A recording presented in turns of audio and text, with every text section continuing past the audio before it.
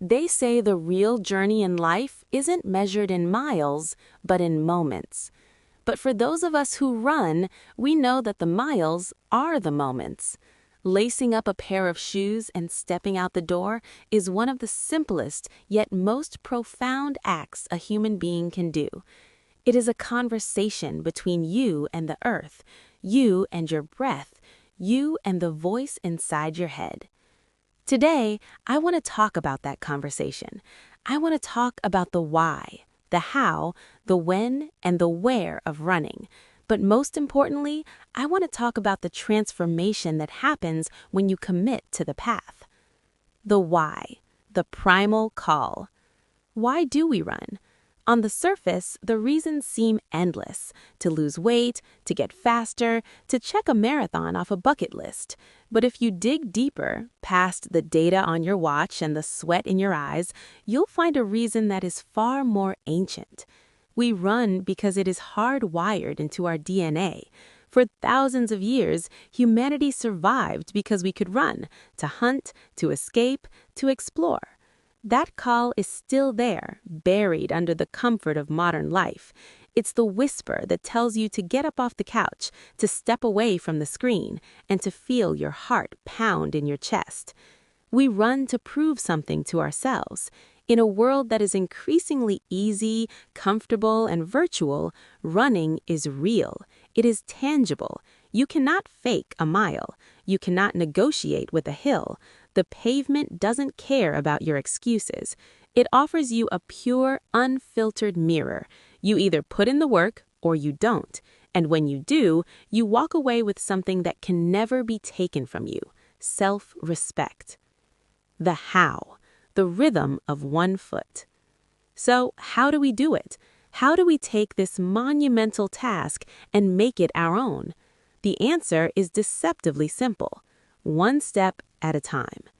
We often overcomplicate running. We obsess over pace, heart rate zones, and the perfect $200 shoe. But the how of running is truly about finding your rhythm. It's about learning to listen. Listen to your breath. It is your metronome. When your breathing is calm, you are in control. Listen to your form. Keep your head up, shoulders relaxed, and let your arms be the pendulum that drives your legs. Listen to your body. It will tell you the difference between the good pain of effort and the bad pain of injury. The how is also about patience. You don't start by running a marathon. You start by running to the end of the street and back. You build. You slowly, methodically, and consistently prove to your body that you are serious. You teach your muscles to remember, your lungs to expand, and your heart to grow stronger. The when, the sacred hour. When should you run? The best time to run is the time that fits into your life, the time you can actually commit to. But let me tell you about the magic of the margins of the day. There's the dawn run, when the world is still asleep and the only sounds are your footsteps and the waking birds. This is a sacred time. It's a victory before the day has even begun. You face the cold, the dark, the temptation of the snooze button, and you win.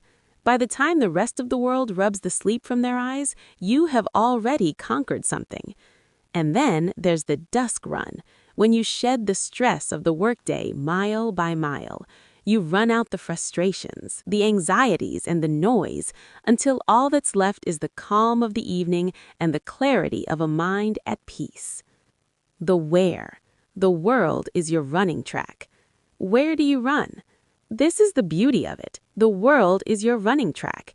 You can run the city streets, learning the rhythm of your neighborhood, feeling the energy of urban life pulse around you.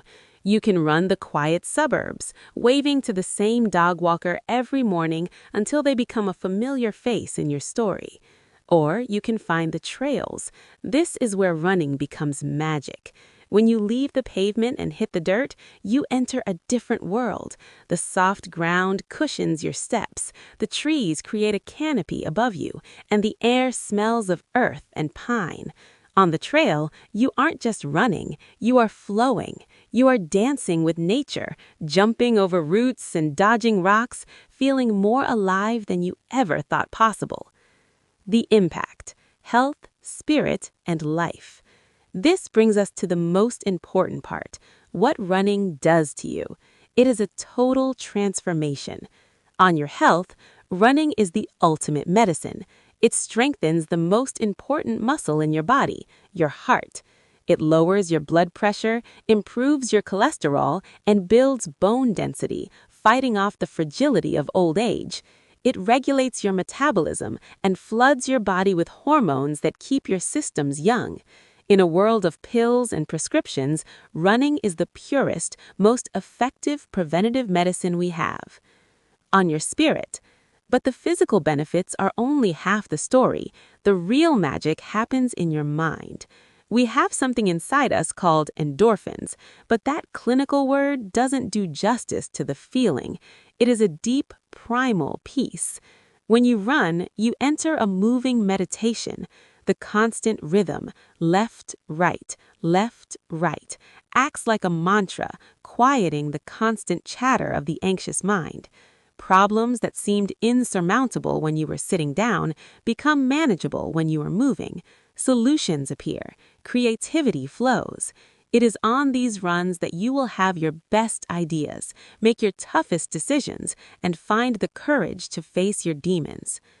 On your life, running teaches you resilience. In a marathon, you will hit the wall. In a hard training run, your legs will scream at you to stop. Life does the same thing. It throws walls in front of you. It makes you tired. Running teaches you, through the simple act of putting one foot in front of the other, that you can keep going. It teaches you that you are capable of more than you ever imagined. It builds a quiet, unshakable confidence that bleeds into your job, your relationships, and your ability to handle crises. Fueling the machine. Nutrition. You wouldn't put cheap fuel in a high-performance car, and you cannot ask your body to run mile after mile on junk food. Nutrition is the foundation. Think of food not as the enemy, but as your partner. Before the run, you need fuel, simple carbs for quick energy, a banana, toast with honey, oatmeal. This is the kindling that starts the fire. After the run, you need to rebuild. This is where protein comes in. Eggs, chicken, fish, or a smoothie with protein powder. You need to repair the micro tears in your muscles so they can grow back stronger. And throughout the day, you need hydration. Water is your lifeblood. It carries nutrients to your muscles and clears out the waste.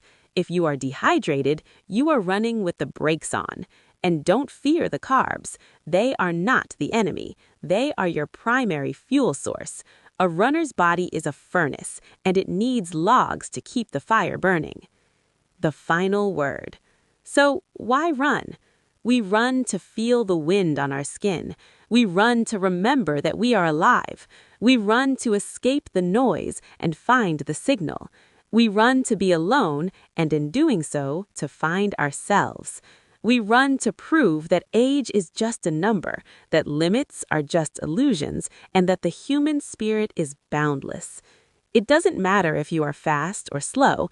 It doesn't matter if you run a 5-minute mile or a 15-minute mile. What matters is that you showed up. You answered the call. You moved. The road is waiting. The trail is calling. Lace up your shoes, step out that door, and go find out who you really are. Happy running.